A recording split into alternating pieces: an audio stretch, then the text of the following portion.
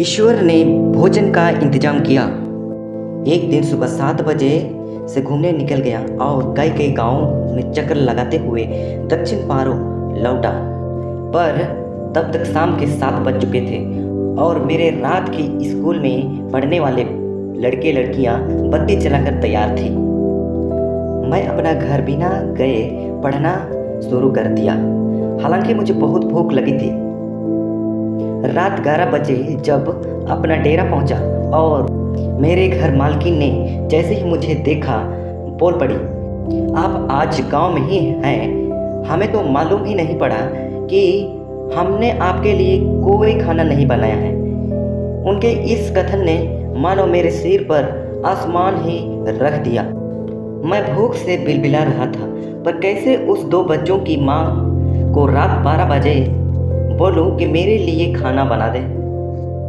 मैं चुपचाप अपने कमरे में गया, बिना जूता खोले बिना ड्रेस खोले अपने पलंग पर जीत पसार गया।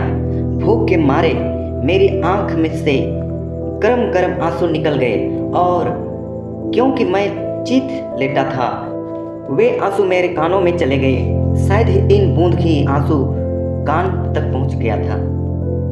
मैं उठकर बैठ गया और कहने लगा, माफ कर प्रभु, भूख के मारे मेरे जी आंसू निकल आए, इसके लिए मैं क्षमा चाहता हूँ। तू तो मेरा प्रेमी प्रभु है और इस समय ऐसे घड़ी में तू ही मेरे साथ है। अगर तू चाहे तो अभी इसी समय घर के किसी कोने से रोटी गिरेगी। आमीन। इस छोटी सी प्रार्थना के बाद मैं आंख खोलकर परमेश्वर की जवाब को देखने और इंतजार करने लगा। मुश्किल से 1 मिनट हुआ। अभी घड़ी में रात के 12:10 मेरे दरवाजे पर किसी ने खटखटाया। जब मैंने कहा कौन है, तो जवाब आया कि भा रहा हूँ, मैं तुझे खाने के लिए बुलाने आया हूँ। मैं उसके साथ गया।